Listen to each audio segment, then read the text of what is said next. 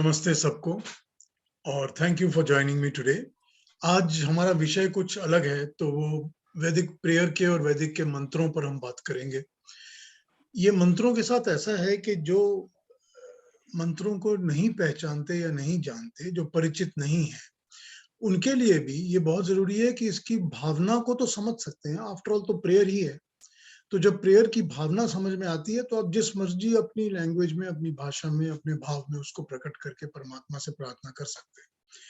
ये एक बंधा हुआ सिस्टम है जो बनाया गया है, उसका भी एक रीज़न है, लेकिन वो अगर आप फ़ॉलो करेंगे तो वैसे संध्या की किताबें सब जगह मिल जाती हैं, पुस्तकें भी मिल जाती हैं, मंत्र भी मिल जाते हैं, ऑनलाइन भी मिल जाते हैं। तो इसमें बहुत मुश्किल नहीं होगी समझने में भी और इसको फ़ॉलो करने में भी। एक बात मेरे को ध्यान में आ रही थी जब मैं पिछली सेशन को अपलोड कर रहा था, कि हमने सृष्टि रचना की बात तो की थी, लेकिन हमने सृष्टि रचना में उसके बाद जो हमने जहाँ पर हमने अपनी बात को खत्म किया, उसके बाद हमने उसमें और नहीं बताया कि सृष्टि रचना में किस तरह से हमने उनको भागों में बाँटा हुआ है, कितने साल हो गए हैं, कितने वर्ष रहता है, क्या चलता है, किस तरह हमने उसको 14 मनवंतरों में बाँटा है, हम इस वक़्त 7वें मनवंतर पर हैं, चल रहे हैं, वगैरह-वगैरह, और कौन सी युग चतुर्युगी किस तरह होती है, इस पर हमने बात नहीं की थी। फिर कभी कर लेंगे, कभी आप लोगों को दिल होगा तो इस पर हम फिर कभी बात कर लेंगे और इसको भी स्टडी करके मैं समझा दूँगा आपको कि किस तरह से कौन-सी काल गणना हम कैसे करते हैं। तो मंत्रों पे बात करते हैं। मंत्रों पे बात करते वक़्त मैं ये कहना चाहता हूँ आपसे कि हालाँकि मैंने स्लाइड तो लोड की है, पर जिनको मंत्र नहीं पता वो स्लाइड से कोई ख़ास लाभ नहीं ले पाएँगे। मंत्रों की बात करते वक़्त कुछ बात यूँ बतानी मेरे को आपको पड़ेगी कि संस्कृत की जो मंत्र हैं, जो वैदिक मंत्र हैं, जो स्पेशली वेदों से लिए हुए मंत्र हैं, वो भाषा जो है, जो संस्कृत की वैदिक भाषा है, संस्कृत की वैदिक भाषा, जो नॉर्मली मतलब वेदों की संस्कृत भाषा, जो नॉर्मली बोलचाल की या पढ़ाई की संस्कृत भाषा है, वो अलग है और जो वेदों की भाषा है, वो संस्कृत अलग है। सो आपको ये समझना पड़ेगा कि there are 2 different types of languages, Sanskrit languages. जो वेदों की वैदिक संस्कृत भाषा है, उसकी वर्णमाला बिल्कुल संपूर्ण है, पूर्ण है। उसमें विस्तृत और क्लिष्ट रचना की वर्णमाला वैज्ञानिक क्रम से प्रस्तुत की गई है। बड़ी साइंटिफिक लैंग्वेज है। न ये किसी दूसरी भाषा की परिवर्तन है, न अपभ्रंश है, न इसकी रचना मनुष्य की इच्छा अनुसार हुई है। ये ना तो शब्दानुकृत है, सिद्धांतों से उत्पन्न नहीं हुई है और ना उद्गारों से। मनुष्य की कारीगरी इसमें बिल्कुल भी नहीं है। ये आदि सृष्टि से आज तक सहस्त्रों भाषाओं को जन्म देकर फिर भी अपना ज्यों का त्यों बनाई हुई है। ये अपौरुषेय भाषा है, लोगों ने नहीं बनाई, ये ईश्वर प्रदत्त ही है और ये वाक्य रूप संश्लेषणात्मक, विभक्ति युक्त, परिवर्तन रहित, पूर्ण वर्ण माला युक्त भाषा है। यहाँ वर्ण और शब्द के बीच में तथा शब्द और वाक्य के बीच में वैज्ञानिक साइंटिफिक संबंध है। ये अर्थ ध्वनि के साथ कार्य और कारण का भाव दर्शाती है। अर्थ और ध्वनि बिल्कुल मिलते हैं उस तरह जिस तरह कोई कार्य और कारण मिलते हैं आपस में। प्रत्येक शब्द वर्णानुसार है, अर्थ रखता है और प्रत्येक वर्ण अपनी बनावट से अर्थ से सूचित करता है। ये ज्ञान पूर्वक रचना है। जैसे सृष्टि का एक एक परमाणु पृथ्वी बनाता है, वैसे ही भाषा का एक एक अक्षर परमाणु, अक्षर रूपी परमाणु, वो भाषा को बनाता है जिसका टुकड़ा नहीं हो सकता। अक्षरों का समूह ही भाषा बनता है। भाषा अर्थों से युक्त होती है, अर्थों वाली होती है, अतः उसका कारण रूप अक्षर भी अर्थ वाला होना चाहिए, सार्थक होना चाहिए। वर्ण अर्थ वाले होने चाहिए, धातु एक वर्ण का अर्थवान होना चाहिए, नाम अनेक वर्णों के संयोग से अर्थवान होता है, निपात एक वर्ण के अर्थवान होता है। इसको समझते हैं। एक ही भाषा संस्कृत, वैदिक संस्कृत ऐसी भाषा है जिसमें अ, क, ड, ब, प, स शब्द के सब अक्षरों के मतलब हैं और एक नहीं मल्टीपल मतलब हैं। अब अगर आप कहते हैं कि अ का क्या मतलब है, तो अ से मतलब होता है सब, पूर्ण, व्यापक, अव्यय, एक, अखंड, अभाव शून्य।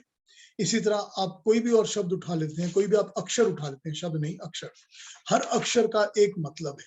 त उसका एक अलग मतलब है, ख उसका अलग मतलब है और एक नहीं मल्टीपल मतलब है। और उन मतलबों को जोड़कर जब धातुओं के साथ अर्थ बनाए जाते हैं तो उससे शब्द बनते हैं और शब्दों से वाक्य बनते हैं। जैसे अब सत्य शब्द जो है, स का अर्थ होता है अमृत और त का अर्थ होता है मर्त्य, मरने वाला। और उसके बीच में य जब लास्ट में लगता है तो य का मतलब होता है दोनों को नियम में रखने वाला। तो जो सत्य को और मर्त्य को दोनों को नियम में रखने वाला हो वो सत्य है। ये उस शब्द का लिटरल अर्थ है। हर अक्षर का एक अर्थ है। ये किसी और भाषा में नहीं है। किसी भाषा में ये नहीं है, कहीं भी नहीं है। ये एकमात्र परमात्मा की बनाई हुई भाषा है। इसी भाषा में पूरा विज्ञान है, पूरा साइंस है। ये हमने नहीं बनाई भाषा, ये परमात्मा की बनाई हुई भाषा है। अब इसमें मेरे दिमाग में एक बात और आती है कि जब वेद परमात्मा की भाषा है और किसी धर्म, किसी जाति, किसी देश, किसी की नहीं है, ये पूरी सृष्टि की भाषा है। मानव ने इस परमात्मा के आदेश को समझने के लिए मानवीय भाषाएं बनाई हुई हैं। हमने अपनी ह्यूमन मैन क्रिएटेड लैंग्वेजेस हमने बनाई हुई हैं, परंतु कोई भी मानवीय भाषा, सारी मानवीय भाषाएं मिलकर भी वेद भाषा के सामने खड़ी नहीं हो सकती। अतः ऋषिकृत, परमात्माकृत जो वेद भाषा है, उसकी सहायता से ये समझना चाहिए कि हम परमात्मा का ध्यान मग्न क्यों करते हैं। अगर हमें परमात्मा से प्रार्थना करनी है, अर्चना करनी है, कुछ मांगना है, कुछ कहना है, तो उसी की भाषा में क्यों ना कहें, उसी की भाषा में क्यों ना मांगे, उसी की भाषा में हम क्यों नहीं ये ढूंढते कि हम क्या समझते हैं और परमात्मा हम क्या मांगना, याचना करना चाहते हैं। मंत्रों की भाषा वेद की भाषा है, वेद की भाषा परमात्मा की भाषा है। easiest way to transmit your ideas is through वेद की भाषा। अब जैसे छोटी श्रेणी का जो बालक होता है, जो कम छोटी क्लास में जो पढ़ते हैं, वो क ख ग घ पढ़ते हैं, लेकिन जो उसकी अगली क्लास में बच्चा पढ़ता है, उस क ख ग घ से वो शब्द बनाना सीखता है या वाक्य बनाना सीखता है। और उसकी नेक्स्ट क्लास में जो पढ़ता है वो उन्हीं लैंग्वेजेस को लेकर या उन्हीं शब्दों को लेकर विज्ञान, खगोल, इतिहास सब कुछ पढ़ने लग जाता है। और उसके भी ऊपर जो चलते हैं, वो अनुसंधान और अन्वेषण करना शुरू करते हैं लैंग्वेज को लेकर। तो यही बात इसमें भी होती है कि हमने जो लैंग्वेज को देखा है, समझना है, उसकी ग्रोथ हम अपने अंदर ही कर सकते हैं। तो मंत्रों का अर्थ यही समझाता है हमको।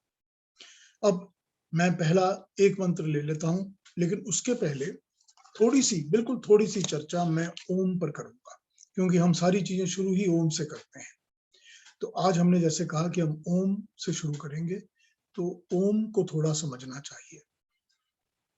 ओम के अंदर हम कहते हैं, ओम जो है वो परमात्मा का निज नाम है, परमात्मा का first name. The only first name of परमात्मा इज ओम। बाकी सब उसका डिस्क्रिप्शन है या उसका समझाना है उसके नाम को, या पर्यायवाची हैं या जो भी है, विश्लेषण है, मगर उसका अपना नाम सिर्फ ओम है परमात्मा का। जो ओम के 3 अक्षर हैं वो अ, उ, म, और उसके बाद कहते हैं तुरीय, यानी शांत। चार पाद माने गए हैं ओम अक्षर के, 4 पाद। तो इनमें से जो अ है वो अ रिप्रेजेंट करता है विराट, अग्नि और विश्व। विराट मतलब जिसके अंदर प्रकाश अपने आप ही होता है, स्वप्रकाशित, जिसको दूसरे किसी से प्रकाश बोरो की जरूरत करने की जरूरत नहीं करती, और वो सभी को प्रकाशित करता है, वो विराट है। अग्नि, अग्रणी, सबसे पहला, सबसे फर्स्ट, ज्ञान स्वरूप, सर्वज्ञ, जानने, प्राप्त करने और पूजा करने योग्य, उसको अग्नि कहा जाता है। जो भी जानने योग्य हो, पूजा करने योग्य हो, प्राप्त करने योग्य हो, सर्वज्ञ हो, सब कुछ जानने वाला हो, और सबसे अग्रणी हो, सबसे पहले चलता हो, और सभी सोर्सेज ऑफ एनर्जी का मेन सोर्स वही हो, सारी एनर्जीज का। विश्व, जिसके अंदर सारे जो भी क्रिएशंस हैं वो उसके अंदर ही समाती हैं और वो सब जगह सर्वव्यापक समाया हुआ रहता है। वो विश्व की रचना करता है, मगर विश्व के अंदर समाया रहता है, हर वक्त व्याप्त रहता है। दूसरा जो ऊ है, उससे हम रिप्रेजेंट करते हैं हिरण्यगर्भ, वायु और तेजस। हिरण्यगर्भ जो अपने गर्भ में सब कुछ रखता है, और सूर्य वगैरह जितने भी पदार्थ हैं वो उसके गर्भ से उत्पन्न होते हैं, और टिके भी उसके गर्भ के कारण ही रहते हैं।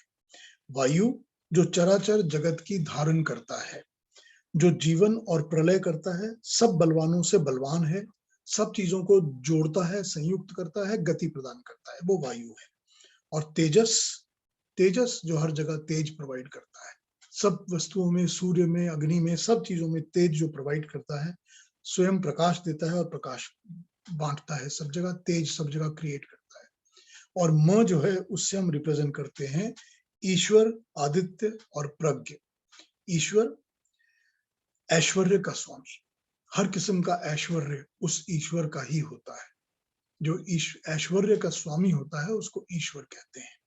आदित्य जो अविनाशी है, जिसका कभी नाश नहीं होता, कभी फॉर्म चेंज नहीं होता, कोई पलटता नहीं, कुछ नहीं होता, वैसा ही है जैसा था, एक रस हमेशा ऐसा ही रहेगा। प्रज्ञ जो निर्भ्रांत ज्ञान युक्त है, जो जगत के व्यवहार को यथावत ज्ञान वाला है, जानता है और सारा कुछ चलाता है, और हर चीज का ज्ञान उसी के पास है और उसी सबको मिलता है। ओम शब्द जो है ये परमात्मा को हर तरह से हम इसी तरह जानते हैं उसको, ओम को। इसके अलावा जो उसका तुरीय शब्द है उसको हम कहते हैं, जब ओम बोल लेते हैं तो उसके बाद एक छोटा सा पॉज शांति का होता है, क्वाइट का, वो उसका तुरीय शब्द है, यानी कि शांत शब्द है, जिसको हम शिव कहते हैं, अद्वैत कहते हैं। केवल शुद्ध, उसका कोई गुण नहीं है, कोई लक्षण नहीं है, कुछ नहीं है, ना उसमें आपको कुछ पता करना है, ना कुछ, ना जानने वाला भी नहीं है, जानने वाला भी नहीं है। उसको उस वक्त जब उसमें शांत और क्वाइट वाला पार्ट आता है तो उसका प्रकृति के साथ संयोग नहीं होता, बस वो अपने में ही एक है। ये अपरिवर्तित उसका शुद्ध स्वरूप है। तो हम कहते हैं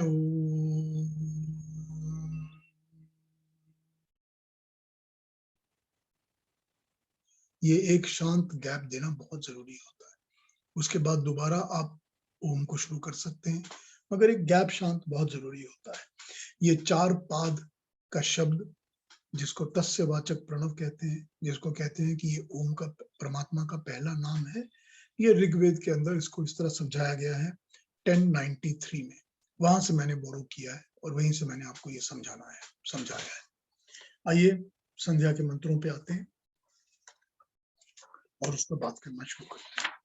अब ये मंत्र जो हैं, क्योंकि ये सिंपल मंत्र हैं और इन पे बात करेंगे, मैं ये चाहूंगा कि अगर कोई ऐसा मंत्र है जिसमें कि कोई चीज नहीं समझ में आ रही है तो आप उसको मुझसे पूछ लीजिए, बीच में ही, पहले ही उसको पूछ लीजिए, तो ये आपके लिए भी इजी रहेगा और मिस आउट भी नहीं होगा, मेरे लिए भी इजी रहेगा। तो that will be a convenient thing to do कि मंत्र के बाद आप मुझसे कुछ भी पूछ लीजिए। आइए मंत्र को पढ़ लेते हैं, पढ़ने के बाद उसको फिर उस पर बात शुरू करते हैं।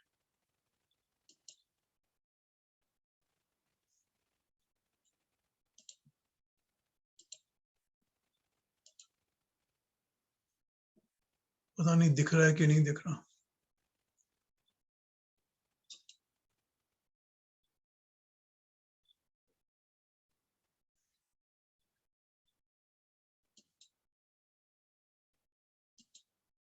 हाँ, अब दिख रहा है।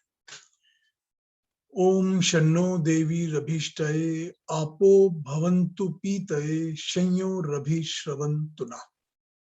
ठीक है, ये मंत्र है ओम। हम हमेशा प्रार्थना अपनी ओम के नाम से शुरू करते हैं, परमात्मा के नाम लेके शुरू करते हैं। शन्नो देवीर अभिष्टये आपो भवन्तु पीतये शंयो रवि श्रवन्तुना। यजुर्वेद के 36वें अध्याय का 12वां मंत्र है। ठीक है, यजुर्वेद से लिया हुआ मंत्र है। देव्य आप, सब प्रकाश को, सब आनंद का देने वाला सर्वव्यापक परमात्मा। अभीष्टये मनोवांछित आनंद के लिए, जो मेरी इच्छाओं को पूरा करता है। पीतये पूर्णानंद की प्राप्ति के लिए, न हमको शम कल्याणकारी, भवंतु हो, हमारा कल्याण हो, ता आपो देव्य, वही परमेश्वर, न हम पर, शंयो सुख की, अभिश्रवंतु सदा वृष्टि करता है। देवी जो दिव्य शक्ति होती है, जो देता है कुछ, जो भी कुछ दे, जो दिव्य शक्ति होती है, सर्व प्रकाशक जो है, सबको आनंद देने वाला है, हम उसको देवीर की तरह मान के पूजते हैं। आप सर्वव्यापक परमात्मा, अभीष्टय लौकिक सिद्धि के लिए, और पीतये पूर्णानंद मोक्ष के लिए। शम कल्याणकारी, न हमारे लिए, भवंतु होने, न हम पर, शंयो कल्याण पूर्वक कल्याण प्रापक सुख की अभिस्रवंतु, सब ओर से वर्षा करें।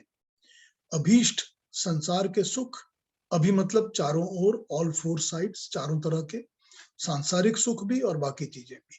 पीति परमानंद मोक्ष की। दिव्य दिव्य धातु, सृष्टि के प्रकाशित करने वाला, सर्वानंद प्रदान करने वाला। शम न भवंतु, हमारा कल्याण हो। शंयो अभिश्रवंतु, चारों ओर से सुख की वर्षा हो। ये मंत्र हुआ। ठीक, अब इस मंत्र के अंदर जो पूरे मंत्र की एक की वर्ड है ना, वो पीति है। पीति संतोष। वस्तु को प्राप्त करने पर जब हम धन्यवाद पूर्वक तुष्टि का प्रकाश करना, वस्तु प्राप्ति की प्रशंसा और धन्यवाद पूर्वक अंगीकरण, इसको समझ लीजिए कि हम पहले मंत्र के साथ ही परमात्मा को मांगते तो हैं उनसे कि हमको आप कल्याण दीजिए, हमको हर तरफ से लौकिक अभीष्टाएं हमारी पूरी करिए परमात्मा, हमारी इच्छाओं को पूर्ण करिए। लेकिन उसके साथ साथ पीति बहुत जरूरी है। पीति शब्द का मतलब ही होगा, पीतये जो है यहाँ पर, उसका मतलब है परमात्मा को जो हमको मिला है उसके लिए धन्यवाद देना, थैंकफुल होना, ग्रेटफुल होना, वो बहुत जरूरी है इस सारे शब्द के अंदर। तो परमात्मा के दिए उपकारों और उसके दिए उपहारों की वर्षा का अनुभव करना, पीति दाता के प्रति श्रद्धा आवश्यक है। ये तो इसका सिंपल मंत्र हो गया। अब इस मंत्र के साथ ऐसा है कि इसको आचमन मंत्र भी कहा जाता है। तो लोग इसको आचमन मंत्र की तरह भी ट्रीट करते हैं कि जो पहला मंत्र है तो इसके साथ हम जल पीकर इसको 3 बार बोलकर आचमन करेंगे। फिर वही बात है कि अगर आचमन मंत्र की तरह इसका अर्थ लेते हैं तो ये शांति प्रदाता जल सब ओर से हमें अत्यंत सुखकारक हो, अनेक प्रकार की व्याधियों और रोगों से हमको दूर करे और आदि भौतिक आदि दैविक उत्पातों से हमको शांति प्रदान करे। यहाँ पर आचमन में इस तरह मंत्र आ जाएगा। ये मंत्र जल के उपकारों का जन्मदाता है। कहते हैं जो जल से उपकार होते हैं, लाभ होते हैं, उनका जन्मदाता ये मंत्र है। जल से कई प्रकार के उपचार होते हैं, मन और शरीर को शांत करता है। अतः बिखरे हुए मन को एकत्रित करने के लिए संध्या में सर्वप्रथम आचमन का विधान किया गया है। ठीक वैसे ही जैसे कि हम किसी जगह जाते हैं या कहीं घर आते हैं तो अपना हाथ मुंह धो के पहले क्लीन अप कर लेते हैं, तो ये क्लीनिंग आपका एक प्रोसेस है। ये क्लीनिंग आपका जो प्रोसेस है ये इसीलिए है कि आचमन करके फिर आप संध्या शुरू करिए। जो परमात्मा की प्रार्थना है वो सारी की सारी प्रार्थना में ये बहुत जरूरी है कि हम मन को एकत्रित करके, कॉन्सेंट्रेट करके, मेडिटेट करके परमात्मा की प्रार्थना करें। अगर हम परमात्मा के बनाए हुए नियम, परमात्मा की बनाई हुई बातों को फॉलो नहीं करते, अगर हम मन को परमात्मा के ऊपर केंद्र करके अपने मंत्रों का पाठ नहीं करते, तो इसका फिर परमात्मा के प्रार्थना करने का तो फिर मजाक उड़ाना ही है, उसका कोई फायदा तो है नहीं। तो फायदा अगर है करना है तो उसके लिए मन को केंद्रित करना बहुत आवश्यक है।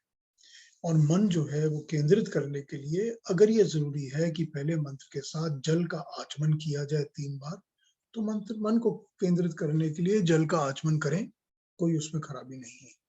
तो इसको आचमन मंत्र इसीलिए कहते हैं कि लोग इससे आचमन करते हैं और इसको मानकर चलते हैं, तो इसके ऊपर उसी तरह से प्रार्थना की जाती है। अब आप प्रार्थना के वक्त में अगर इसमें आचमन के साथ करना चाहें तो 3 बार विधान है कि 3 बार मंत्र को पढ़ें और 3 बार आचमन जल लेकर, दाहिनी हथेली में जल लेकर जल का पान करें। उसका एक नियम ये है जल के पान का कि मैं इसको 1 सेकंड के लिए फुल स्क्रीन कर देता हूँ। ये जो हाथ हथेली होती है उसका जो ये पार्ट है नीचे का, ये वाला पार्ट, इस पार्ट से ऐसे पानी पीना चाहिए हमेशा जब भी आप जल का पान करें। तो जब आचमन करते हैं तो दाहिने हथेली पे पानी लेते हैं, मंत्र को हथेली में पानी लेने के बाद मंत्र को पढ़ते हैं। शन्नो देवी रभीष्टाये आपो भवन्तु पीतये शंयो रभि श्रवन्तु नः। फिर आप हथेली में ऐसे करके पानी पिएंगे। और ये जरूरी है, जब आपने 3 बार मंत्र कर लिया और 3 बार अगर आचमन कर रहे हैं आप, तो उसके बाद हाथ को जरा धो जरूर लें, क्योंकि अभी आपने हाथ जूठा किया है जो पार्ट, उस जूठे पार्ट को ही धो लें, थोड़ा सा क्लीन अप कर लें। तो ये हो गया हमारा शन्नो देवी रभीष्टाय। वैसे इस मंत्र में जब आप परमात्मा से प्रार्थना करते हैं, परमात्मा हमको सब कुछ कल्याणकारी और जो हमारी इच्छाएं ऐसी हैं जो कि पूर्ण करने योग्य हैं, जो कि हमने परमात्मा आपसे मांगी हैं, उनको पूरा करिए। और आपने जो दिया है हमें आज तक, उसके लिए हम आपको धन्यवाद देते हैं, बहुत बहुत आभार प्रकट करते हैं। हमारे लिए सब कल्याणकारी वस्तुएं प्रदान करें। आप जैसे ही ये मंत्र को प्रवेश करके अपने मन के अंदर इसका पाठ करते हैं, आपका एंट्री पॉइंट स्टार्ट हो जाता है। एंट्री पॉइंट एकदम स्टार्ट हो जाता है, क्योंकि मन जो है वो परमात्मा से युक्त हो जाता है। वो थैंकफुल होता है कि आपने हमें जो दिया है उसके लिए मैं बहुत थैंकफुल हूँ। पहली बात तो यह है कि परमात्मा ने शरीर दिया है, कि मनुष्य का जन्म दिया है, सबसे पहली बात। दूसरी बात कि ज्ञान दिया है, वो ज्ञान जो मेरे को आपके इस दरवाजे तक लाके खड़ा करता है, कि मैं आपकी प्रार्थना आपकी भाषा में इस तरह कर पा रहा हूँ। बहुत बड़ी बात है, बहुत बड़ी बात है। वही बात कि संसार के करोड़ों करोड़ों लोग हैं जिनको कोई पता ही नहीं है कि परमात्मा पर प्रार्थना क्या होती है, कैसे करना है, नहीं करना है, भाषा क्या होती है, लैंग्वेज क्या है, किसी को नहीं पता। मगर जो परमात्मा ने मुझे ये मौका दिया है, उसके लिए थैंकफुल होना बहुत जरूरी है।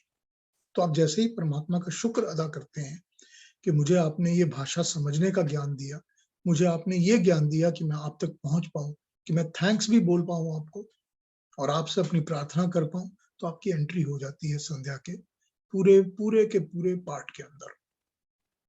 तो ये एंट्री पॉइंट है, जो पहला मंत्र है, शन्नो देवी रभीष्टाय आपो भवन्तु पीतये शय्यो रभीश्रवन्तु। इसको आचमन की तरह यूज करें या इसको इस तरह यूज करें। मैंने शब्दों को समझा दिया था, एक बार फिर समझा देता हूं कि आपो आपन व्याप्तो इस धातु से अप शब्द की सिद्धि होती है। ये सदा स्त्रीलिंग और बहुलिंग वाला ही होता है। दिव्य वो शब्द है जो दिव्य धातु जिसका अर्थ होता है कोई भी देने वाली, कुछ भी देने वाली शक्ति। देव्य आपह, सबका प्रकाशक, सबका आनंद देने वाला एक सर्वव्यापक ईश्वर। अभीष्टाय, हमारे मन में जो इच्छाएं हैं आनंद के लिए, आपको पाने के लिए, अभी अपने परमात्मा की प्राप्ति के लिए, हे परमात्मा उनको पूरा करिए। पीतये, पूर्णानंद की, मोक्ष की प्राप्ति कराइए, और हम उसके लिए आपके बहुत थैंकफुल हैं। न हमको शम कल्याणकारी भवंतु हो, हमारा कल्याण हो। तह आपो देव्य, वही परमेश्वर हम पर शय्यो सुख की अभिश्रवंतु सदा वृष्टि करता है। वही सदा वृष्टि करने वाला है, अभी चारों ओर से श्रवंतु, श्रवण करता है, वृष्टि करता है हमारे ऊपर। तो ये इसका पहला मंत्र है। इसमें अगर कुछ समझना हो तो मुझसे पूछ लीजिए, वरना मैं सेकंड में आ जाता हूँ। पीयूष जी, जी जी मुझे सिर्फ इतना ही समझना है कि जैसे आपने कहा है कि इसमें 3 बार हमें आचमन करना चाहिए, तो ये मंत्र को 3 बार दोहराना चाहिए क्या? जी कि जी 3 बार दोहराना चाहिए एक एक आचमन के साथ? जी जी जी 3 बार दोहरा कर आचमन करना चाहिए, तो मन को लगाने में थोड़ी इजी हो जाता है, सुविधा हो जाती है। ठीक है। बिकॉज जो जल होता है ना, वो जब जल कंठ के थ्रू नीचे जाता है तो शांति प्रदान करता है, और जब वो शांति प्रदान करता है तो मन के अंदर जो उथल पुथल चल रही होती है वो थोड़ी थोड़ी बंद होनी शुरू हो जाती है। शारीरिक उथल पुथल भी बंद हो जाती है और मन के अंदर भी बंद होने लगती है। तो हर बार जब भी आप इसको आचमन के साथ, अगर आप आचमन मंत्र की तरह करना चाहें, तो हर बार दाहिनी हथेली में जल लें और फिर मंत्र का पाठ करें, और मंत्र का पाठ करके जल को ग्रहण करें, 1 बार, 2 बार, 3 बार। ठीक है। ये इसमें बताया गया है। वैसे हम जब मनसा परिक्रमा के मंत्र खत्म करते हैं तो एक बार फिर शन्नो देवी का मंत्र आ जाता है, और जब हम रिपीट करते हैं इस मंत्र को तो उस वक्त ये मंत्र जो है वो आचमन मंत्र नहीं होता। उस वक्त ये केवल कंसंट्रेशन या मेडिटेशन करने वाला ही मंत्र होता है। ठीक है, ठीक है, थैंक्स। आगे बढ़े। पीयूष, जो आपने एक शब्द बोला था पीताए, उसके 2 मतलब है, मतलब एक मोक्ष की प्राप्ति के लिए और दूसरा ग्रैटिट्यूड, दोनों? हाँ, उसके अंदर दोनों चीजें आ जाती है ना। मोक्ष की प्राप्ति आपके ग्रेटिट्यूड के बिना कैसे होगी? अच्छा। तो पहली चीज तो ये है कि ग्रेटिट्यूड बहुत जरूरी है कि परमात्मा को हमने धन्यवाद दिया है हर चीज के लिए। हाँ जी। और धन्यवाद देकर ही हम परमानंद की मोक्ष की प्राप्ति के लिए आगे बढ़ सकते हैं। ओके, ठीक। लेकिन धन्यवाद इस मंत्र की है। हाँ। कि अगर थैंकफुल, देखो अगर हम किसी से भी दुनिया में कोई ज्ञान प्राप्त करते हैं या हम कहीं से भी कुछ प्राप्त करते हैं, तो जब तक हम थैंकफुल नहीं होते तो we are not being good to for that purpose. कि हम जब ज्ञान के लिए थैंकफुल नहीं है तो उस ज्ञान का हमको फायदा भी नहीं होगा, हम अप्लाई भी नहीं कर पाएंगे। ठीक है ना? तो यही होता है कि वो परमात्मा से जो हमको सभी कुछ तो परमात्मा ने दिया हुआ है। मैं तो आप लोगों को कई बार ये कह चुका हूं कि अपने जन्म के ऊपर मेडिटेट करिए, कॉन्सेंट्रेट करिए जरा, कि मुझको ये जन्म क्यों मिला है, मुझको ऐसा जन्म क्यों मिला है जिसमें मुझे परमात्मा ने ये शरीर दिया है, ये परिवार दिया है, ये परिवेश दिया है, एनवायरनमेंट दिया है, इस किस्म के माता पिता दिए, इस किस्म की अपब्रिंगिंग दी, इस किस्म की बैकग्राउंड दी, क्यों दिया मुझे परमात्मा ने। आप जैसे ही इस पर सोचेंगे थैंकफुल होना शुरू हो जाएंगे। मुझको आपने वहीं कहीं पर ऐसी जगह दूसरी उल्टी सीधी जगह जन्म नहीं दिया, वहां जन्म दिया होता तो मैं भटकता रहता और गंदे कामों में लगा रहता। ठीक बात है? बिल्कुल ठीक। तो जब ये परमात्मा ने आपको, अब आपके ये तो मेरे आपके हाथ में है नहीं कि भाई मेरा अब दिल कर रहा है कि मैं जाके इस फैमिली में जन्म ले लूं और उस फैमिली में जन्म ले लूं और ऐसा भाग्य बना लूं, ये तो होने वाला है नहीं। तो जब होने वाला नहीं है तो जो है उसके लिए उसके कारण को, उसके कॉजेस को समझिए और परमात्मा को थैंकफुल होइए कि आई थैंक यू परमात्मा कि तुमने हमको ये जन्म दिया है ऐसा, और हमारे सामने ये खोल के रख दिया ऐसा। यही पीते है सारा पीते ही यही है। बहुत बढ़िया।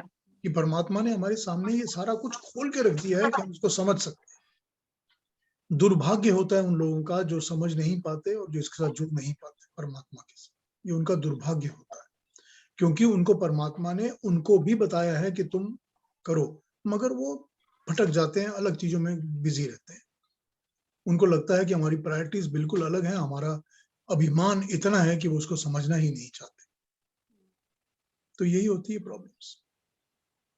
मेरे इसमें मेरा जो मैं अभी आपसे बात कर रहा हूँ, मेरे इस प्लेटफॉर्म पर कोई 1.5 साल 2 साल पहले 2-3 लोग ऐसे ज्वाइन किए थे, जिन्होंने ज्वाइन करके ही मुझे कहा था कि आपकी लाइटिंग ठीक नहीं है, आपकी पीछे की ग्राफिक्स अच्छी नहीं है, हम क्या करेंगे इसको ज्वाइन करके।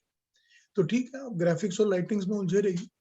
अगर आपको ज्ञान नहीं चाहिए, परमात्मा ने तो मौका दिया है ना आपको। उसके बाद अगर आपको ज्ञान की जरूरत नहीं है, चाहे किसी भी सोर्स में हो, मैं अपनी बात नहीं कर रहा हूँ, मैं किसी भी सोर्स की हो, तो आप किसी जगह यूनिवर्सिटी कॉलेज में जब एडमिट लेते हैं तो आप ये तो नहीं कहते ना कि ब्लैक बोर्ड जो है वो अच्छा नहीं है, या चॉक्स ठीक नहीं यूज हो रहे हैं, या इसकी बिल्डिंग बहुत खराब हो गई है इसलिए मैं यहाँ पढ़ना नहीं चाहता। ये जस्टिफिकेशंस नहीं होती ना। तो परमात्मा मौका देता है, परमात्मा मौका देता है। उसके बाद अगर आपको समझ में आती है बात तो आप बढ़ सकते हैं, और बढ़ भी तभी सकते हैं जब आप उसके लिए ग्रेटफुल होते हैं या थैंकफुल होते हैं। जब ग्रेटफुल ही नहीं होंगे तो फिर आगे नहीं बढ़ पाएंगे। ठीक है ना? बहुत अच्छा। पीयूष जी, एक छोटा सा क्वेश्चन था कि ये आप जो बताते हैं ना, ये संस्कृत में इसकी प्रोनाउंसिएशन और method of up and down, मतलब वो भी बहुत इम्पोर्टेंट होती है, ऐसा मुझे सुना है। तो आपको अगर पता है तो ये खाली, क्योंकि हम लोग कोई भी जो संस्कृत में बोलेंगे ना, तो उसका वो जो tone, up and down, pitch, difference between the distance between the words and the alphabets, वो नहीं पता चलेगी। तो आप अगर वो भी साथ में अगर बोल सके तो बहुत बढ़िया है। देखिए, इसमें ऐसा है कि ये सच बात है, आपने जैसा कहा कि हर एक जो ये है हमारा मंत्र है, उस मंत्र के अंदर एक उसका अपना एक मीटर होता है कि उसको कैसे पढ़ा जाना चाहिए और कैसे बोले जाना चाहिए। उसमें पहली बात तो ये ध्यान देनी चाहिए कि हमको एक शब्द को एक शब्द पढ़ना चाहिए, शब्द के ग्रुपों को शब्द का ग्रुप की तरह पढ़ना चाहिए, और हर एक को उस तरह ही लिखना चाहिए। अब इसमें अगर आप ग्रुप रेसिटेशंस में कभी देखेंगे, आपको मिल जाएंगे ऑनलाइन पर कि जो लोग इसके पाठ को करते हैं और ग्रुप में बैठ के पाठ करते हैं, तो ग्रुप रेसिटेशंस को देखने से ही समझ में आ जाती है बात कि ऐसे बोलना चाहिए और ऐसे कहना चाहिए। वैसे ये चीज अच्छी सच बिल्कुल करेक्ट है कि जो भी एक शब्द देविर अभिष्टय आपो, अब ये शब्द जो है ये बड़ा है, शयोर अभिश्रवंतु नः, अब ये भी बड़ा है। अब यहाँ पर ये है कि जब आपको एक शब्द बड़ा है और समझ में नहीं आता तो उसको टुकड़े करके प्रोनाउंस करना बिल्कुल ठीक है ताकि समझ में आ सके। देयर इज नो रश, इसमें कोई रश नहीं है कि हमको ये शब्द इमीडिएटली फटाफट पढ़ के खत्म करना है, ऐसा कुछ नहीं है। अब हमने ओम पढ़ा, शन्नो पढ़ा, बहुत सिंपल शब्द है शन्नो, शम शम शांति, नह हमको, तो शम नो, शम और न मिलके शन्नो हो गए हैं। और जब देविर अभिष्टय आपो, अब यहाँ पर अभिष्ट य के बाद भी एक अ है और आ भी है और उसके बाद आपो है।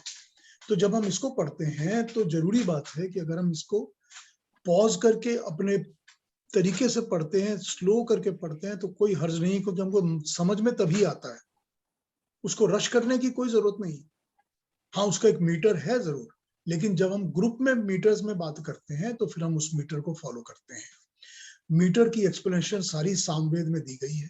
सामवेद मंत्रों के मीटर्स को समझाता है कि कैसे करना चाहिए, कि उसके गैप कैसे होना चाहिए, बोलना कैसे चाहिए, पढ़ना कैसे चाहिए। लेकिन उसको आप ये कह सकते हैं कि we can keep it for the next stage, कि जब हम मंत्र को समझ जाते हैं और मंत्र को बोलने लगते हैं तो हम फिर ग्रुप रेसिटेशंस के अंदर अगर बैठते हैं तो हमको ये फिर उसका मीटर समझ आने लग जाता है, ठीक है ना। लेकिन समझने के लिए शब्द को बिल्कुल पॉज कर करके तोड़ के आस्ते आस्ते शयो रभि श्रवंतु न, ठीक है, अभिश्रवंतु शयो न हमको, जैसे ये समझना शुरू करेंगे आप, ये will become very easy for you. ठीक है जी, ठीक है। हाँ जी, कोई और बात? अगले मंत्र पे आ जाए।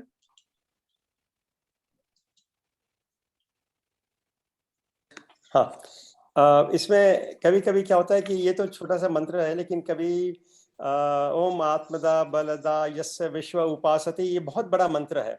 तो इसमें या तो एक श्वास लेके पूरा का पूरा मंत्र बोल दिया जाए कि बीच में इसको भंग नहीं करें, या इसको बोलते बोलते फिर एक बार श्वास लेवें।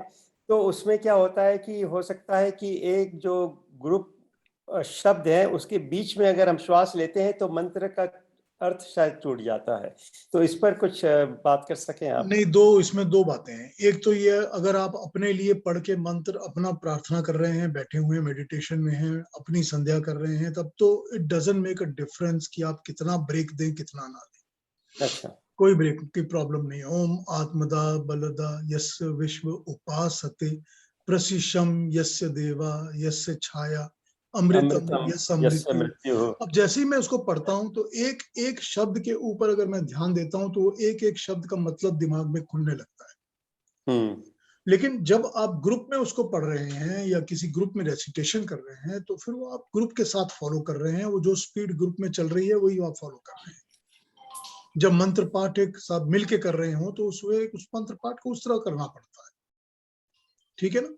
तो जब आप ग्रुप में पढ़ रहे हो तो उसको ग्रुप की तरह स्पीड को फॉलो करें, और जब अपने लिए कर रहे हो तो उसमें कोई भी किस्म की रश नहीं है, कोई भी नियम नहीं है कि मुझको इसी तरह करना है। ठीक है, ठीक है, वेरी गुड, धन्यवाद। पीयूष, एक गति होनी चाहिए ना सारे मंत्रों के लिए, कोई एक गति होनी चाहिए जिनमें कि पढ़ा जाए। मैंने देखा है कि अक्सर जब हवन कर रहे होते हैं हम लोग तो कोई पुरोहित है जो कि बहुत तेज पढ़ लेते हैं मंत्र, कोई बहुत स्लो पढ़ लेते हैं। ये क्यों है ऐसे? अपनी अपनी सबकी है गति, सबने अपना अपना बनाया हुआ है। मुझको ये नहीं पता कि देखो, जब हम प्रार्थना कर रहे हैं और अगर हमको ध्यान लगाना है, ध्यान देना है, मेडिटेट करना है, या ईश्वर की प्राप्ति के लिए ईश्वर से कनेक्ट करना है, तो हमको किसी रश की क्या जरूरत है। संध्या में जब बैठते हैं, कोई भी संध्या करता है और संध्या के सारे मंत्रों के ऊपर जाप करता है या उन पर मेडिटेट करता है, तो 15 मिनट, 20 मिनट, 22 मिनट यही लगते हैं ना, इससे ज्यादा तो लगते ही नहीं। अब उस चीज को आप 10 मिनट में खत्म करना चाहें तो लाभ नहीं होगा ना, फिर उसका रश जॉब हो जाएगा ना, फिर वो शब्दों के ऊपर मेडिटेट नहीं होगा और एक एक शब्द अंदर बैठेगा नहीं भावना में, मन में, तो उसका फायदा कुछ नहीं। तो इसके लिए कोई भी, हर एक इंसान की अपनी अपनी अपनी गति है सबकी, जो स्पीड में करना चाहे वो उस स्पीड में करे। उसमें कोई फोर्स नहीं है कि इसको ऐसे करो वैसे करो। हाँ, जब मैंने कहा ना, जब ग्रुप में बैठे हैं और सब एक साथ कर रहे हैं, तो जैसे ग्रुप में सब बोल रहे हैं वैसे ही आपको भी बोलना है, उसी स्पीड में बोलना है। ठीक है ना? ठीक ठीक, ओके। वरना उसको कोई फर्क नहीं पड़ता है कि आप किस स्पीड में बोल रहे हैं, किस स्पीड में नहीं बोल रहे हैं। आइए अगले मंत्रों पे आते हैं। ओम वाक वाक, ओम प्राणा प्राणा, ओम चक्षु चक्षु, ओम श्रोत्रम श्रोत्रम, ओम नाभि, ओम हृदयम, ओम कंठा, ओम शिरा, ओम बहुव्याम यशोबलम, ओम करतल कल पृष्ठे। अब ये मंत्र जो है, इसको इंद्रिय स्पर्श मंत्र कहा जाता है। इंद्रिय स्पर्श मंत्र, हम इंद्रियों के ऊपर कंसंट्रेट करके परमात्मा को याद करके उसका धन्यवाद दे रहे हैं। हर एक इंद्रिय के अंदर हम परमात्मा का ही रूप और स्वरूप देख रहे हैं, क्योंकि इंद्रियां जो हैं वो बाहर की वस्तुओं से चिपकी और जुड़ी रहती हैं। जो वाक है वो संसार की वाणी सबसे बात करता है, संसार की वाणी सुनता है, बोलता रहता है। मगर हम चाहते हैं कि हमारा वो वाक परमात्मा के साथ जुड़ जाए। हम शांत होकर अपनी भाषा, अपनी चीजें सब संयम करके उनके विकास की तरफ करें। हमारी इंद्रियां विभिन्न वस्तुओं के संपर्क में आकर अलौकिक सिद्धियों का अनुभव लेती हुई अंत में अतीन्द्रिय पहुंचकर अपने अंदर जाकर आत्म तत्व का, अपने आप का, परमात्मा का साक्षात कर सके। इन सिद्धियों की साधना में विश्वास उत्पादन के अतिरिक्त सूक्ष्म से सूक्ष्म तत्वों की शक्ति जानने की क्षमता आविराजती है।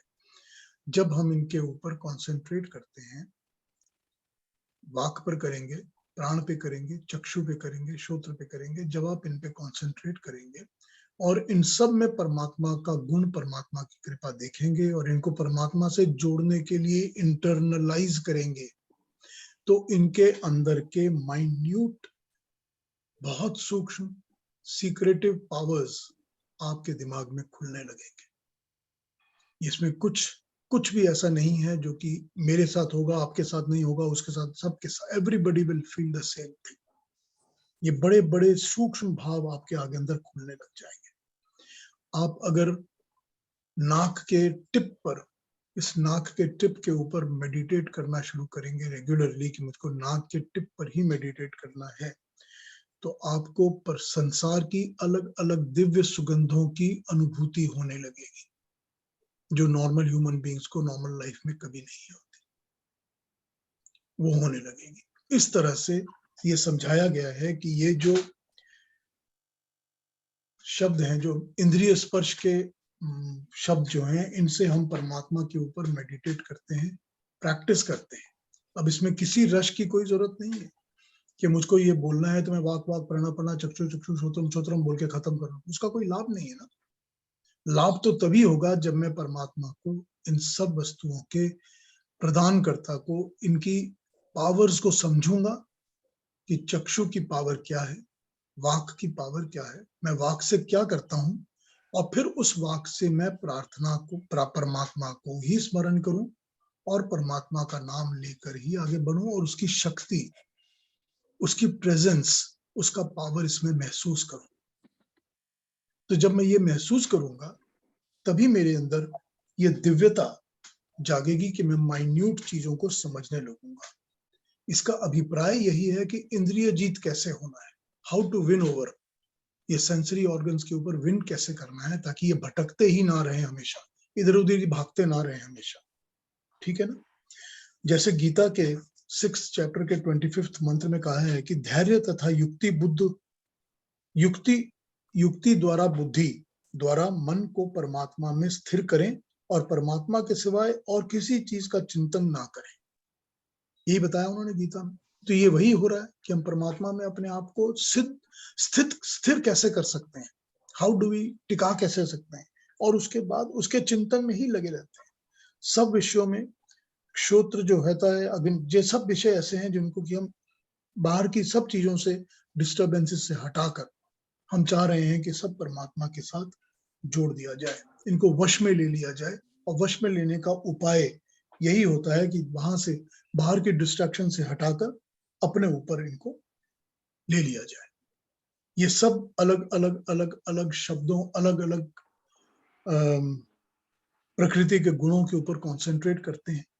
जो वाक होता है वो वाणी पर कॉन्सेंट्रेट करता है, जो कान होता है वो शब्द के ऊपर कॉन्सेंट्रेट करता है, जो जिह्वा होती है वो रस पे करती है, जो नेत्र होते हैं वो रूप के ऊपर करते हैं, नासिका गंध पे करती है, जो त्वचा होती है वो स्पर्श पे करती है।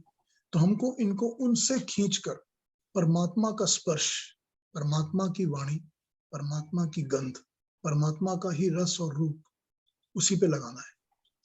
तो जब ये प्रैक्टिस शुरू करेंगे, तो जैसे कहा था ना, पिछले 2 उपनिषदों में हमने ये बात पढ़ी थी कि कछुए की तरह अपने सारे अंगों को अंदर खींच लीजिए।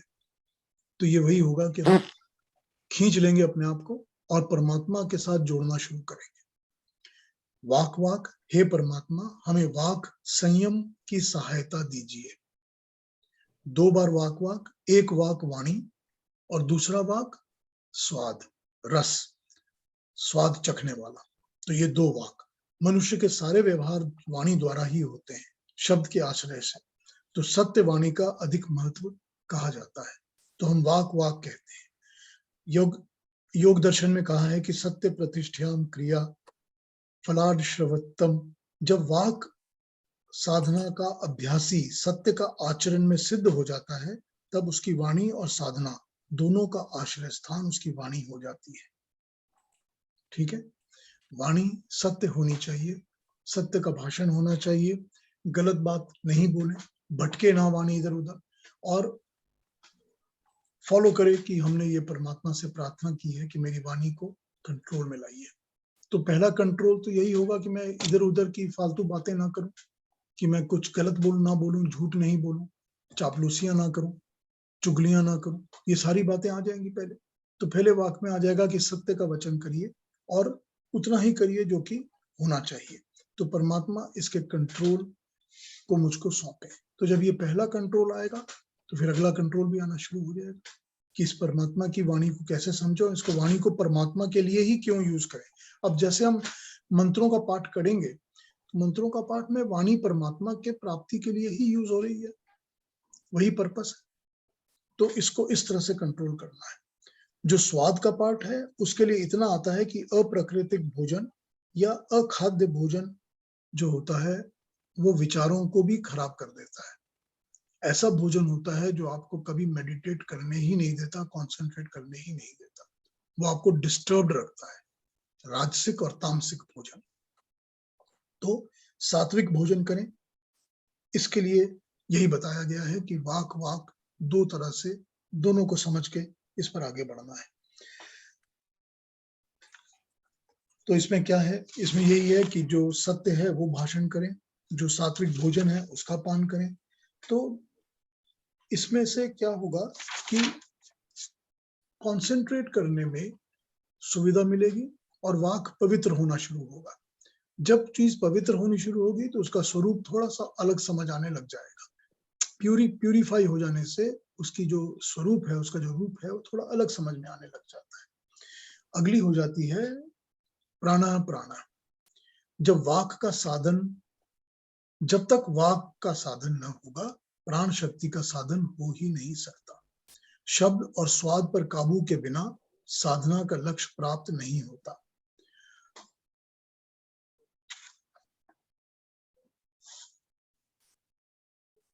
प्राण शक्ति, जो प्राण होते हैं हमारे, वो प्राण हमारे प्राण शक्ति ही होते हैं। प्राण शक्ति के बिना हम कुछ नहीं चला पाते। श्वास प्रश्वास के आरंभ करके प्राण की संपूर्ण विभिन्न गतियों को वश में करना होगा। अतः शरीर की क्रियाओं का आभास तभी होगा, नाड़ी का, बुद्धि का, शुद्धि का, सब चीजों का। जैसे अब अनुलोम विलोम में करते हैं कि दिन में हमने 2 बार 4 बार अनुलोम विलोम किया, बाएं से दाएं से, दोनों तरफ से। उसी तरह से नाड़ी शुद्धि होती है, ये प्राणायाम से ही होती है। प्राणायाम के द्वारा हम नाड़ी की शुद्धि करते हैं। जो प्राण है, उसका जो सबसे पहला पर्पस हो जाता है, जब हम प्राणायाम से नाड़ी शुद्धि करते हैं, तो उसका सबसे पहला पर्पस ही हो जाता है कि अपने अंतःकरण को, अपने अंदर की सारी एक्टिविटीज को कंट्रोल कर सके, वायु को कंट्रोल कर सके। तो वायु को जब हम कंट्रोल करते हैं अंदर पर, प्राणों के अंदर, तो बाकी की सारी चीजें कंट्रोल होने लग जाती हैं। जो हमारे अंदर 7 अलग अलग चक्र हैं और चक्रों के अलावा जो नाड़ियां हैं जो चल रही हैं, जो सुषुम्ना नाड़ी है, जो ईदा है, पिंगला है, वो सब कंट्रोल में प्राणायाम के द्वारा आने लग जाती है। तो प्राण से जो हम प्राण आपसे ले रहे हैं, उस प्राण से हम इन सब चीजों को कंट्रोल करना सीखें। ये एक बहुत जरूरी चीज है जो कि मुझे बता देनी चाहिए थी कि जब भी बैठें संध्या के लिए, प्रार्थना के लिए, तो बैक जो है वो बिल्कुल स्ट्रेट होनी चाहिए। पीठ जो है वो बिल्कुल एकदम सीधी होनी चाहिए, ना आगे को झुकी हुई, ना पीछे को झुकी हुई, ना बेंट ओवर, वो एकदम स्ट्रेट होनी चाहिए।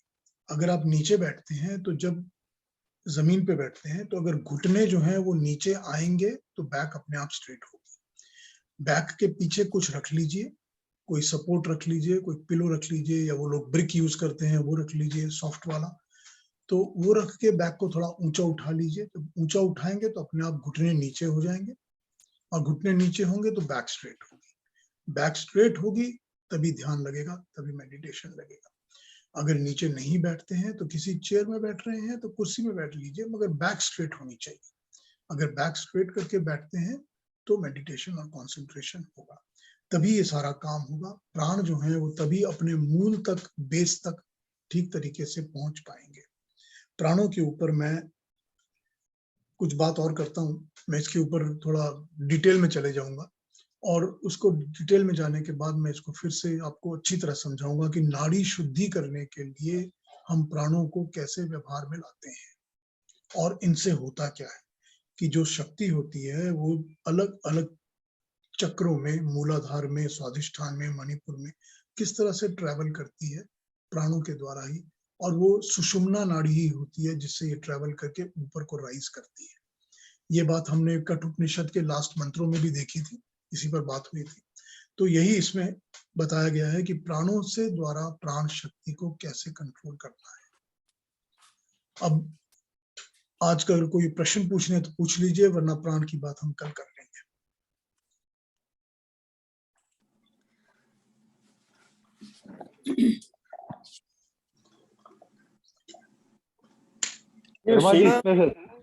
जी सॉरी, पीयूष जी, हाँ जी, ये 2 बार क्यों हम हमेशा कहते हैं वाक वाक प्राण प्राण चक्षु चक्षु, 2 बार क्यों? 2 बार इसमें मैंने जैसे तुमको वाक के लिए समझाया है कि वाक के तो 2 अलग अलग पावर्स है ना, तो 2 पावर्स ही, एक पावर वाक का है वाणी बोलना, और दूसरा वाक का पावर है स्वाद चखना। 2 अलग अलग इंद्रियों का इन्वॉल्वमेंट है। जो वाणी है वो कर्म इंद्री है, जो स्वाद है वो ज्ञान इंद्री है। ठीक है ना? तो इसीलिए उसको 2 बार, इसीलिए उसको 2 बार कहा गया है। प्राणों को 2 बार इसीलिए कहा गया है कि प्राण जो परमात्मा के दिए हुए प्राण हैं वो प्राण, और जो मैं लेता हूं और जिनको मैं कंट्रोल करके प्राणायाम के द्वारा यूज करता हूं वो प्राण। तो इसीलिए इसमें करेक्ट ओके। 2 बार इसमें प्राण आ गए हैं। चक्षु पे जब आएंगे तो चक्षु की बात भी करूंगा, पर फिलहाल ये प्राणों को इसलिए 2 बार कहा गया, वाक को भी इसलिए 2 बार कहा। अब इसमें वो आपकी हाँ जी, क्या बोल रहे हैं आप, क्या पूछ रहे हैं? मुझे ये पूछना है कि पीयूष जी, कि आपने जब वाक के बारे में बताया तो आपने स्वाद के बारे में भी बताया, और आपने उस समय बताया कि एक तो रजस अन्न होता है, एक तमस अन्न होता है, तो हमें सात्विक भोजन करना चाहिए। तो हम लोग जब रेस्टोरेंट में जाते हैं तो वहाँ तो सात्विक भोजन तो मिलना मुश्किल है ना, वहाँ तो रजस और तमस ही होता है। हाँ, तो 2 बातें हैं, या तो रेस्टोरेंट में मत जाइए, और या फिर रेस्टोरेंट में जाइए तो जो वहां पर उन सारे भोजनों में सात्विक दिखे वही लीजिए। और दूसरी बात यह है कि जो भोजन होता है, कोई भी खाना जो हम खाते हैं, उसका जो अवशेष होते हैं शरीर में वो 40 दिन तक रहता है, 40 डेज उसका अफेक्ट रहता है शरीर में। तो होता यह है कि अगर वो डिस्टर्ब्ड फूड होगा, ऐसा फूड होगा जो कि राजसिक बहुत ज्यादा होगा या तामसिक होगा, तो आपको ध्यान और मेडिटेशन नहीं करने देगा, कंसंट्रेशन नहीं करने देगा। तो उससे फिर यही होता है कि अगर आपको ये पर्पस सॉल्व करना है तो वहां पर आपको कॉम्प्रोमाइज करना ही पड़ेगा, या उसका आपको तिलांजलि देनी ही पड़ेगी, वरना ये काम नहीं होगा। ठीक है। इसीलिए इस चीज को भी प्रैक्टिस की तरह किया जाता है कि जब अपने जिंदगी में भोजन की सारी वही सात्विक बना ली तो फिर वो प्रैक्टिस ही उस तरह की हो जाती है। तो जब प्रैक्टिस उस तरह की हो जाएगी तो फिर अपने आप ही तामसिक और राजसिक भोजन की तरफ मन ही नहीं जाएगा, ध्यान ही नहीं जाएगा। पीयूष जी, जैसे आज अपन ने अन्न लिया तो 40 दिन तक उसका इम्पैक्ट रहेगा।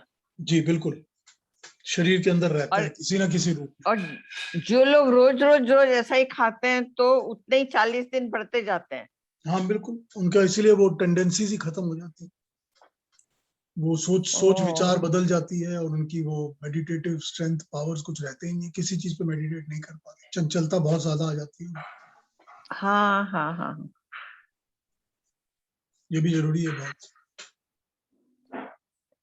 ये पीयूष जी ओम शिरा, इसका क्या अर्थ बताया आपने? कहाँ पर था ओम वो? कंठा ओम शिरा। नहीं, मैंने अभी ओम कंठा ओम शिरा पे मैं गया नहीं हूँ, पहुंचा नहीं, उसको हम कल पकड़ लेंगे। मैं अभी प्राणा प्राणा पर ओम कंठा, कंठ का मतलब कंठ है और शिरा वो का तो मतलब हेड समझ। है, सिर है। तो वो मैं उस पर आ जाऊंगा। आज हम प्राणा पे ही कर रहे हैं और मैं इस पर आगे बात करना चाहता हूँ, प्राण पे थोड़ी लंबी बात है तो उसको मैं कल पकड़ लूंगा। उनको मैं सब सारे चक्रों को लेकर और बाकी अलग 5 कोशों को लेकर समझाऊंगा आपको कि प्राण से क्या फर्क पड़ता है चक्रों पे और कोशों पे और फिर सुषुम्ना पे। ये क्या आपने ये वाम पार्श्व में निम्न मंत्रों से स्पर्श करें? हाँ, वो मतलब ये है कि इन मंत्रों के साथ आप हाथ में इनको स्पर्श करके भी अनुभव कर सकते हैं। Okay okay. ओम चक्षु चक्षु, ओम हाँ, नाग, श्रोत्रम या श्रोत्रम, ओम हृदयम, ओम कंठा, ओके। ओम शिरा, वो ऐसे ही ओम सिखाया गया है अहोबलम, ना। विश्वबलम। हाँ जी, हवन ऐसे ही तो होते हैं। हवन जैसे ही होता है। हाँ, हाँ। तो आप उसको फील करके भी देख सकते हैं या उसको आप मेडिटेटिव ओके। तरीके से भी समझ सकते हैं। मुझे हाथ लगाने की जरूरत नहीं है, मैं सिर्फ उस पर ध्यान लगा के भी समझ सकता हूँ। तो दोनों उसमें आपके एप्लीकेबल हो जाएंगे। पीयूष जी, इसमें कोई ये सब टाइम मंत्र सही रहता है? सॉरी, में कोई टाइम जैसे संध्या मंत्र है तो संध्या के टाइम करना पड़ता है, ऐसा कुछ है तो कोई टाइम हाँ, पीरियड रहता है? सबसे अच्छा टाइम वही कहा जाता है कि जो सुबह जब ब्रह्म मुहूर्त, सुबह संध्या का समय या शाम को संध्या का समय, मतलब जब सूर्योदय, संधि हो रही है दिन की और रात की, तो संधि के ट्वाइलाइट। समय को संध्या का समय अच्छा। बोलते हैं। और वो सुबह का भी संध्या का समय और रात शाम का भी संध्या का। उसके लिए ये भी जरूरी है कि पहले खाली पेट होना चाहिए इंसान, कि मतलब नहीं तो दिमाग नहीं लगेगा, मेडिटेशन नहीं कर पाएंगे, बैठ नहीं पाएंगे। तो फ्रेश होकर खाली पेट बैठ जाइए, 10 मिनट 15 मिनट 20 मिनट दीजिए, बस बहुत होता है। और आपने एक पीयूष जी, ये बताया आपके कि सब ओम, मीनिंग्स सॉरी, हाँ जी बोलिए बहन जी बोलिए। पूछिए। ओम नहीं का आप, शब्द है जो आ उ म के संयोजन से बना है, अ उ म। हाँ जी, तो ये भी मैंने सुना है कि ब्रह्मा में से अ लिया, महेश में से ब्रह्मा में से अ लिया हाँ और विष्णु में से उ लिया, महेश हाँ में से बिल्कुल, म लिया, ये हाँ बिल्कुल सही है? बिल्कुल बिल्कुल बिल्कुल बिल्कुल, उनका मतलब उस तरह लगा दिया, बिल्कुल लगाया जाता है उस तरह, क्योंकि उनके स्वरूप के जो मीनिंग है वो ओम के अंदर आ जाते हैं तीनों के तीनों। कि जब ओ को अ लेते हैं हम, तो अ है ही अग्रणी जो क्रिएट कर रहा है, तो क्रिएट वही कर रहा है जो ब्रह्मा है। और ऊ में हम जब हिरण्यगर्भ को ले लेते हैं और वायु और तेजस को ले लेते हैं, तो जो पालन पोषण कर रहा है वो विष्णु है। और जब हम म में आ जाते हैं कि जो प्रज्ञ भी है और प्रलय भी देने वाला है, तो फिर वो हम शिव पे आ जाते हैं। तो इस तरह से वो कल्याणकारी भी है, तो इस तरह से हम उसको ब्रह्मा विष्णु महेश भी समझ लेते हैं। बिल्कुल, ये तो सब समझाने की बातें अलग अलग तरीके से हैं, तो दे आर ऑल एप्लीकेबल। जी इंदिरा जी, आप कुछ पूछ रही थी? मैं पूछ रही थी कि हम लोग को ये सब मंत्र के अर्थ समझ करके लगता है हमने अपनी जिंदगी को क्या कर दिया है। ठीक है, जब समझ आ खाने जाए में तभी ठीक है। नहीं, ये बात तो आपने ठीक कही। जब समझ आ जाए तब ठीक है, तब उसमें हाँ। से आगे बढ़ जाइए। जब जागो तब सवेरा।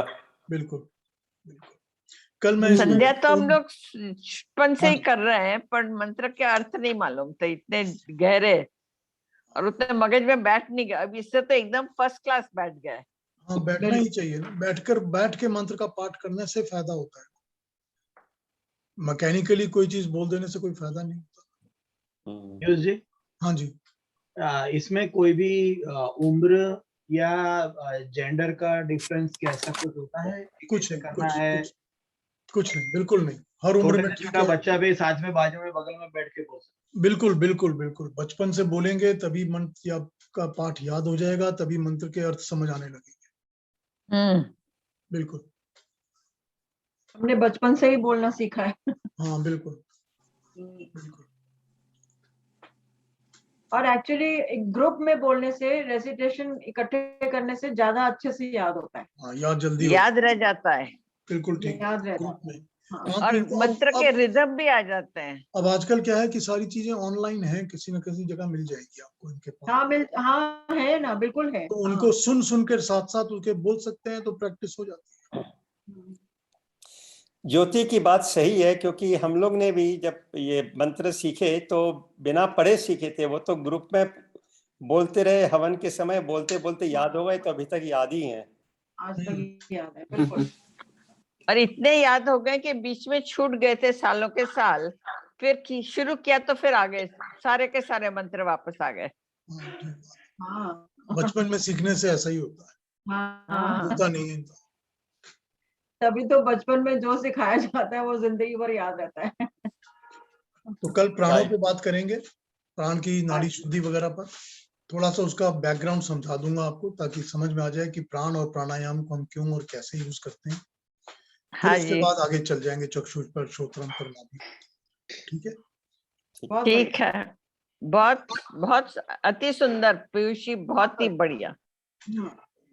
आशा है सबको समझ में आ गया होगा ठीक से। And I am progressing all right. एकदम बैठ गया। बहुत जैसे अच्छा, बहुत अच्छा।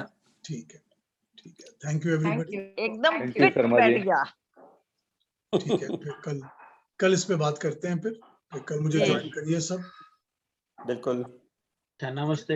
चलिए, नमस्ते। नमस्ते नमस्ते नमस्ते। Thank Shubh you. दिन, शिवरात्रि, whatever नमस्ते। applicable.